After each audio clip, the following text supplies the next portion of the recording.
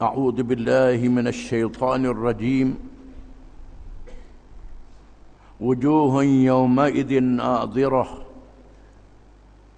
إلى ربها ناظرة ووجوه يومئذ باسرة تظن أن يفعل بها فاقرة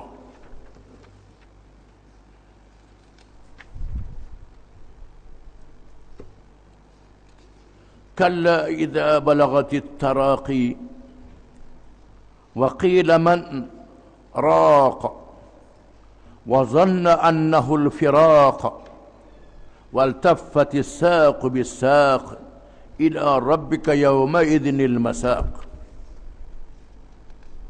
فلا صدق ولا صلى ولكن كذب وتولى ثم ذهب إلى أهله يتمطى أولى لك فأولى ثم أولى لك فأولى أيحسب الإنسان أن يترك سدى ألم يكن نطفة من مني يمنى ثم كان علقة فخلق فسوى فجعل منه الزوجين الذكر والأنثى أليس ذلك بقادر على أن يحيي الموتى.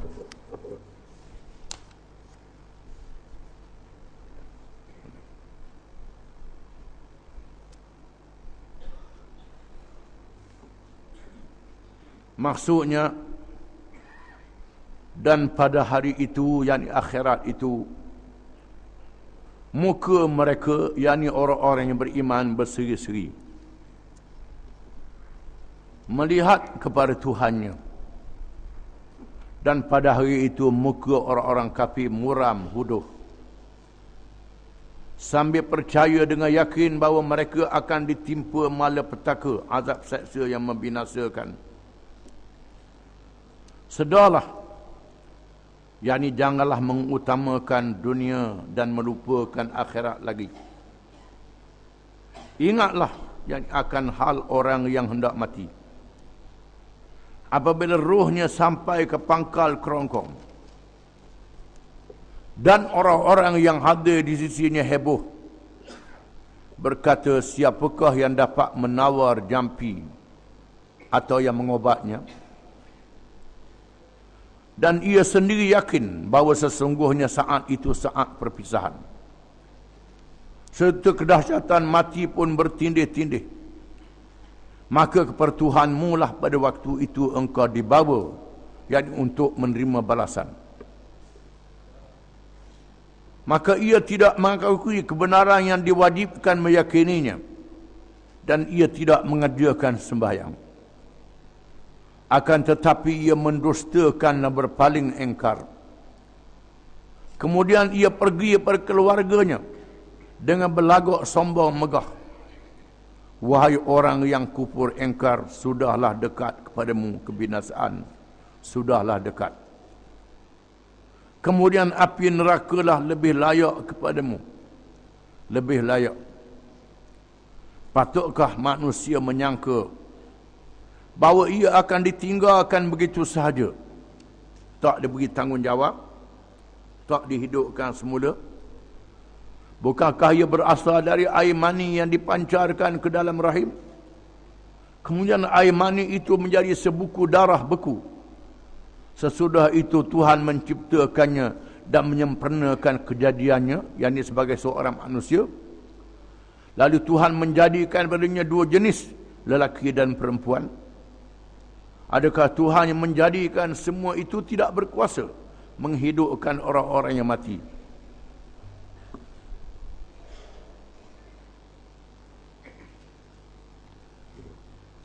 Ayat yang dibaca ni menceritakan tentang beriman kepada hari akhirat.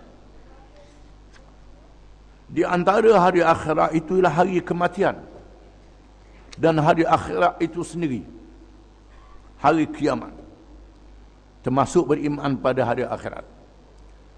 Semua yang dicerita dalam Quran, dalam hadis tentang kematian, tentang hari akhirat adalah benar, wajib kita beriman.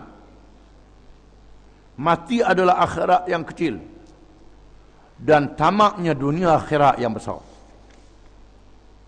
Firman Allah Ta'ala, wujuhun yawma idin nadirah ila rabbiha nazirah. Muka-muka mereka pada hari itu berseri, bercahaya.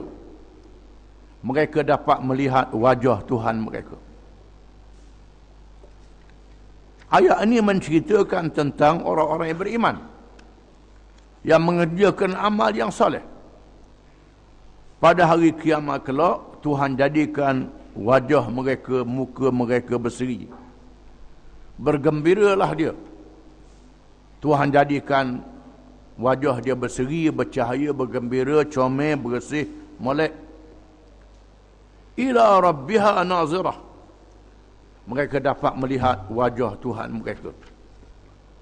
Di sini terdapat kekhilafan di kalangan ulama dalam menafsirkannya. Mengikut jumhur ulama, kebanyakan ulama tafsir, bermakna melihat wajah Tuhan pada hari kiamat. Mengikut setengah ulama, nazirah dengan makna menunggu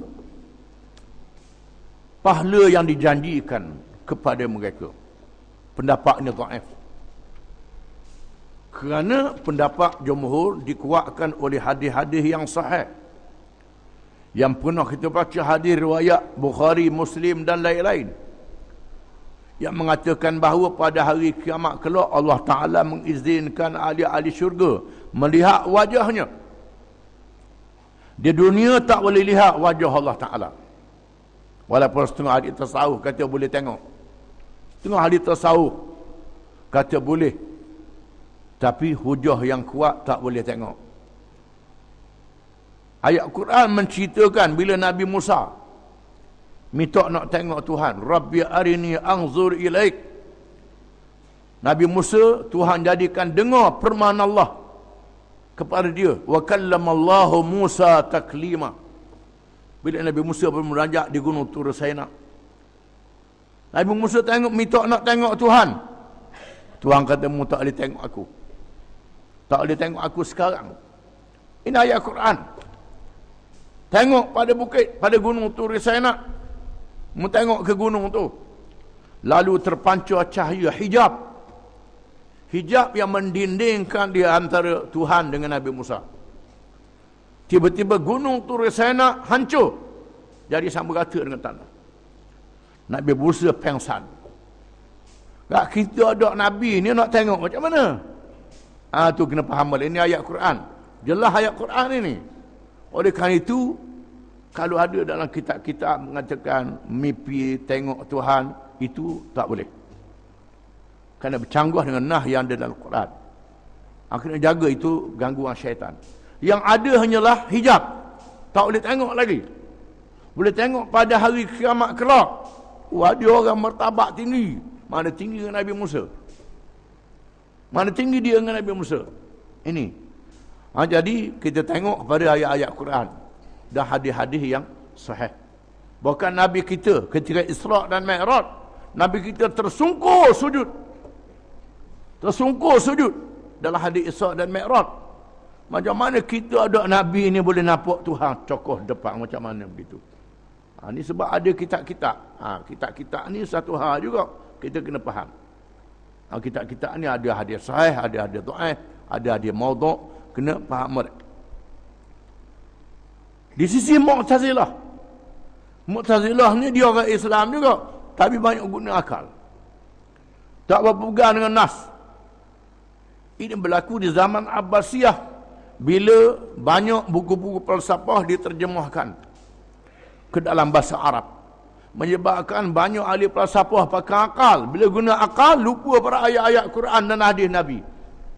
Golongan Mu'tazilah ni menafikan melihat wajah pada hari kiamat.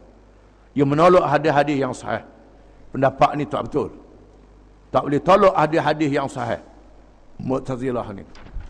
Kita kena Mu'tazilah tolak hadis sahih. Jadi Tuhan izinkan pada hari kiamat melihat wajah dia. Wa wujuhun yawma idin basirah.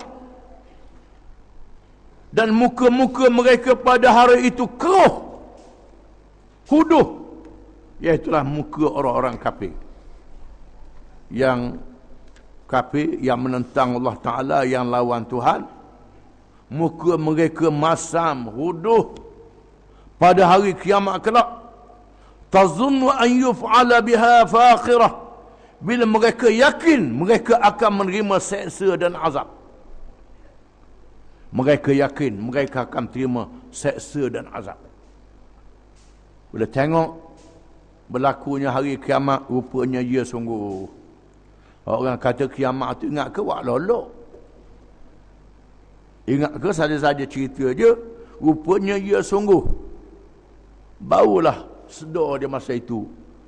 Barulah rasa gerun, rasa takut menyebabkan habis dengan muka-muka. Jadi huduh, hitam legam. Kan selalu ketakutan dia masa itu.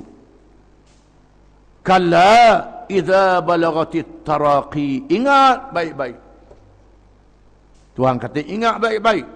Idza balagatit taraqi. Apabila nyawa sampai ke pangkal halqam.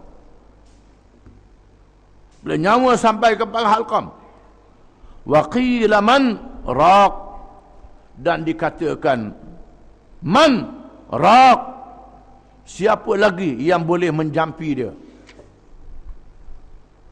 Bila dalam keadaan nazak, nyawa sampai ke halqam, orang ramai keliling kata, siapa dia lah boleh tolong japi? Kalau ada tok bama lah. Ulama mengatakan raq dengan makna ahli-ahli perubatan yang boleh mengabat dia. Mana dia ahli-ahli perubatan yang boleh mengabat dia? Mana dia? Mana dia ahli perubatan yang boleh mengabat dia? Mana dia? Masa itu cari orang boleh berabat dia, tak ada dah. Setengah ulama menafsirkan raq dengan makna malaikat yang mencabut nyawa dia. Yang membawa langit, yang bawa naik ke langit sehingga menghadap di tempat di sisi Allah Ta'ala, ataupun naik dihempah pula ke dalam neraka. Itu makna. Ada ulama mengatakan malakul maut yang mencabut nyawa dia. Malakul maut yang cabut nyawa dia. Malakul maut bukan malikul maut. Malik makna raja. Malak makna malaikat. Malakul maut, malaikat yang menjaga urusan kematian manusia, yang cabut nyawa. Malaikat ni dia taat dak ke nabi pun dia cabut nyawa.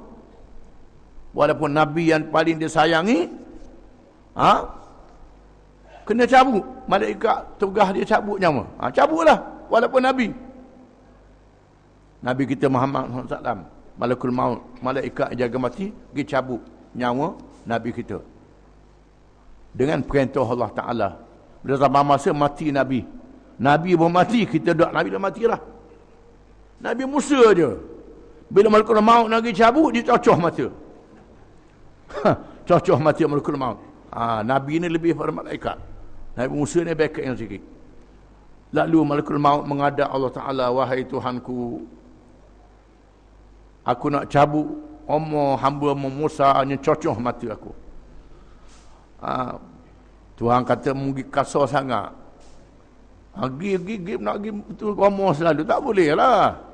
Biar ada adab dia. Musa ni Rasul, jangan pergi buat main-main. Suruh dia pegang. Letak tangan atas belakang. Seekor lembu. Diriwayat dalam hadis yang sahih. Letak atas belakang. Apa makna dia? Umur tinggal sikit dah. Minta izin. Biar dia tahu. Barulah dia tahu. Itu cara dia. Kecuali Nabi Idris. Nabi Idris ada cerita dia. Malakul maut tengok seorang hamba Allah, iaitu Nabi Idris, yang sangat taat kepada Allah, yang sentiasa berpuasa selama-lama. Tak bukan Nabi Daud, puasa sehari, buka sehari. Ni puasa tiap-tiap hari. Malakul maut minta izin nak berkawan dengan Nabi Idris. Tuhan kata giam berkawan dengan dia. Dia pun berkawan. Dia ngumpul seorang lelaki supaya Nabi Idris nampak. Ngumpul orang lah. Idris pun ajak dia buka. Ajak buka tak boleh makan. Hari yang pertama tak apa lagi. Hari yang kedua pula ajak buka tak boleh makan. Hari yang ketiga ajak buka tak boleh makan juga. Nabi dia tanya, mu ni siapa dia? Bokok itu lalu ni pasal apa, ajak makan tak boleh. Dia kata, Allah, aku ni malaikat yang jaga mati. Jaga mati, aku tengok mu ni sangat taat pada Allah Ta'ala, aku nak berkawan dengan mu, Tuhan izin. Kata Idris, boleh tak membawa aku naik ke langit? Boleh tak? Malaikat maut minta izin, Tuhan izin, bawa Nabi Idris naik ke langit. Setelah naik ke langit nak tengok, boleh tak bawa nak tengok neraka? Belum pada tu, boleh tak mu tengok aku nak rasa mati? Nak rasa mati dulu. Nak rasa mati. Malaikat maut minta izin. Tuhan kata, cabut nyawa dia sekejap. Cabut nyawa dia satu saat, lepas tu ubuh balik. Malaikat maut pun cabut nyawa Nabi Idris, lepas tu ubuh balik. Nak rasa mati taruh mana? Lepas tu membawa aku naik atas langit, aku nak tengok, Tuhan izin. Buat naik atas langit. Disebut dalam hadis, cerita dalam hadis. Dia bawa naik ke langit. Lepas tu, boleh tak bawa ke neraka, nak tengok neraka belah mana? Lalu, mereka bawa dia masuk. Izin minta dengan malaikat yang jaga neraka, masuk dalam neraka. Dia kata neraka tak boleh Tuhan sebut, illa wariduha, lalu je neraka ni. Lalu neraka. Nak tengok syurga pula. Masuk dalam syurga. Tengok syurga penuh dengan nikmat betul-betul begini. Patut ajak tubik, tak mahu tubik. Sudah. Tak mahu tubik. Tak mahu tubik. Balah tak boleh. Aku bawa je, mu tak boleh masuk lagi. Syurga, mu tak mati lagi. Dia katakan mati dah tadi kan. Sudah. Tuhan kata mati sekali je, aku mati dah. Aku dah mati dah. Lepas tu Tuhan lantik malaikat jadi hakim. Cara-cara akhirnya dia kata Tuhan sebut barang siapa yang masuk syurga dah keluar dah. Masuk syurga selama-lama tak keluar dah. Lalu Tuhan kata apalah, pergi biar ke dia lah. Inilah yang menyebabkan disebut dalam hadis yang sahih, Nabi Idris ni adalah Nabi yang diangkat oleh Allah ke langit. Nabi Isa juga diangkat ke langit, tapi akan turun untuk memimpin umat Muhammad sallallahu alaihi wasallam. Adapun Nabi Idris ni naik tak boleh turun dah, masuk syurga. Itu ceritanya. Nabi Idris boleh buat gitu, kita tak boleh. Kita tak boleh, kita pakai kong selalu lah. Ini cerita Nabi. Jadi wazanna annahu al-firaq, bersangka bahawa dia akan berpisah dengan keluarga, berpisah dengan segala harta benda, berpisah dengan dunia. Waltaffatis saqu bisaq, waltaqatis saqu bisaq, dan bertemulah asal saq ni maknanya betis dengan betis. Betis dengan betis didempekkan bila dikapan. Betis dengan betis akan berdempek bila sudah mati. Masa tu barulah nak sedar, barulah nak percaya dah dia apa. Ada ulama mengatakan man as-saqu bis-saq, kedahsyatan akhir dunia dan awal akhirat yang dihadapi. Masa tu dunia dengan akhirat bertemu. Tinggal dunia, masuk alam akhirat, bertemu. Yang nyatanya sak dengan sak, betis dengan betis ni bertemu. Iaitu bila di kapan? Fala saddaqa wala salla. Maka dia tidak percaya dan dia tidak semayang. Percaya pun tidak, semayang pun tidak.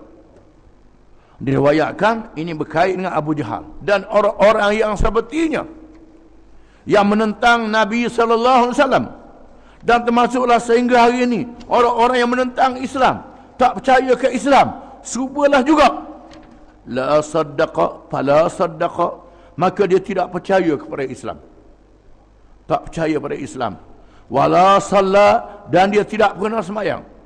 Walakin kadzdzaba wa tawalla, dan tetapi dia membohongi dan dia berpaling.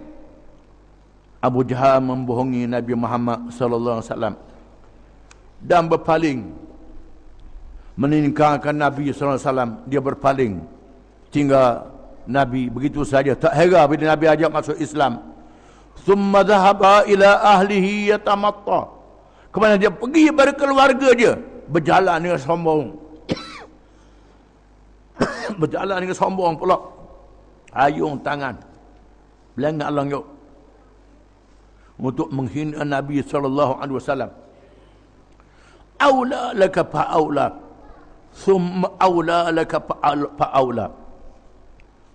Keutamaan diberi kepadamu, iaitulah keutamaan menerima azab, menerima hukuman Allah. Mu dulu pada orang lain. Thumma aula laka fa'aula. Kemudian mu lebih utama, lebih dulu dah, sebab mu jadi ketua. Mu jadi ketua yang paling besar sekali, mu dulu sekali kena seksa. Disebut dalam hadis Nabi SAW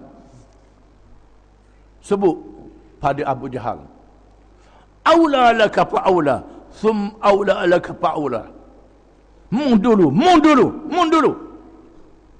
Abu Jahal kata, atuhaddiduni fa wallahi inni la'azzu ahli alwadi wa akramah.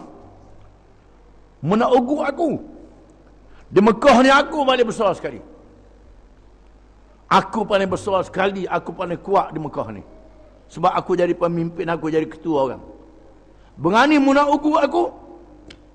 Maka Allah menurunkan ayat hak Nabi kata ni, aula laka fa'aula, dikuatkan oleh Allah Ta'ala. Thumma aula laka fa'aula.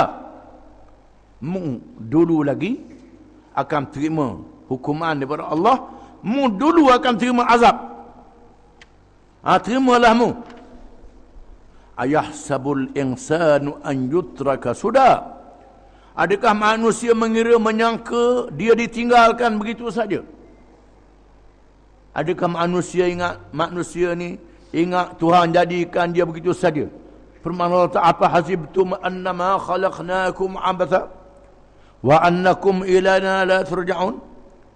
Adakah kamu ingat kami jadikan kamu begitu saja, kamu tak dikembalikan kepada aku? Mengat aku jadimu saja je. Jadimu untuk hidup, makan, senang lenang, lepas tu mati tak ada apa-apa begitu saja. Mengingat begitu je. Buat apa nak buat? Mu tak dipanggil balik pada aku? Tidak. Kamu akan dipanggil balik, akan dibicarakan di hadapan Allah. Semua yang kamu buat, yang kamu cakap dicatat oleh malaikat. Di mana-mana saja. Bukan saja masa mu semayang, mu pergi ke masjid, mu semayang tarawih, mu pergi Mekah, buat haji, malaikat catat. Mu meniaga, malaikat catat juga. Mu duduk berjabat, malaikat catat juga. Mu pergi kebun, malaikat catat. Mu jadi tok akil, malaikat catat. Mu jadi lawyer, malaikat catat. Mu jadi doktor, malaikat catat. Mu jadi engineer, malaikat catat. Mu mengundi, malaikat catat. Mu dak mengundi, malaikat catat dak. Mu dak daging ngundi. Mu ikut pemimpin mana, malaikat catat. Apa sahaja malaikat akan catat belaka. Mu curi, mu merapak, mu menyamung, mu tipu orang, semua malaikat catat belaka. Semua catatan itu akan dibawa pada hari kiamat kelak untuk dibicarakan di hadapan Allah Ta'ala. Tuhan kata, hari sekian mu cakap ni, hari sekian mu buat ni, mu ikut ni, mu pegang ni, mu buat ni.